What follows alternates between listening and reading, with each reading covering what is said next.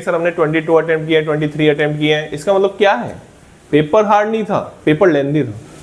सवा घंटा बच्चों ने केमिस्ट्री में दे दिया। देना 45 में निकलना है किसी भी हालत में, क्योंकि हमको क्वेश्चन कितने करने हैं? 75, ठीक है ना। चलिए, तो सॉल्ट एनालिसिस की एक सिंपल सी क्वेश्चन की तुरंत जल्दी ही मैं लेके आऊंगा क्वेश्चंस भी आप सबके लिए, ठीक है ना। बट मैं वैसे 5-6 जगहों से देखूंगा पहले कि हाँ भाई ये क्वेश्चन इस तरीके का पूछा गया था, तो मैं आपके सामने इस चैनल पे आपको देखने को मिलेगा। थोड़ा सा एक दिन बाद हो सकता है, लेकिन आपको सही तरीके से चीजें मिलने वाली है। चलिए, तो यहाँ पे सॉल्ट एनालिसिस का एक पीबी वाली रिएक्शन आई थी, बहुत सिंपल सी रिएक्शन थी, हर कोई टीचर लिखाता है, उसको कोई टेंशन वाली बात नहीं थी। केमिकल बॉन्डिंग कोऑर्डिनेशन स्टेटमेंट वाले मिक्स क्वेश्चन आए थे, ठीक है।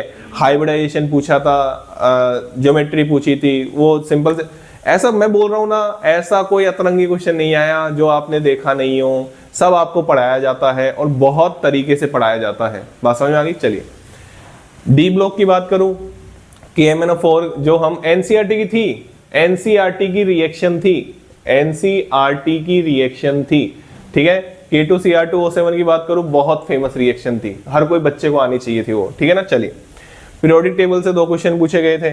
मोल कॉन्सेप्ट, भैया मोल कॉन्सेप्ट से आप देख सकते हो यूडियोमेट्री से क्वेश्चन नहीं आ रहा था काफी टाइम से, ठीक है। तो ये मेंस ने डाल दिया इस बार यूडियोमेट्री का क्वेश्चन, सिंपल था, इतना कोई हार्ड एंड फास्ट क्वेश्चन नहीं था, ठीक है। अब लेकिन सिंपल उसी को लगेगा ना जिसने पढ़ा भी हो, ठीक है। मोल कॉन्सेप्ट का एक क्वेश्चन था।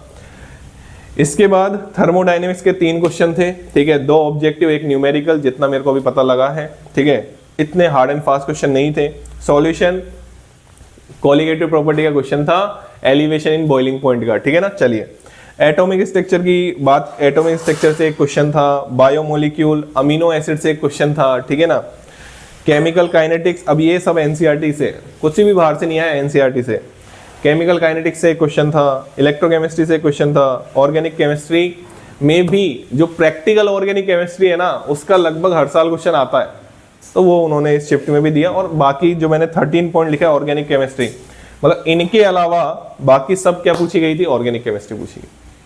हाँ, कम आप आराम से देख सकते हैं कि हाँ, फिजिकल और इनऑर्गेनिक का थोड़ा वेटेज ज्यादा था इस शिफ्ट में, आप आराम से देख भी सकते हैं, ठीक है। चलिए, इवनिंग शिफ्ट की बात करें, मॉल कॉन्सेप्ट से 2 क्वेश्चन, देखो मॉल कॉन्सेप्ट से 2 क्वेश्चन।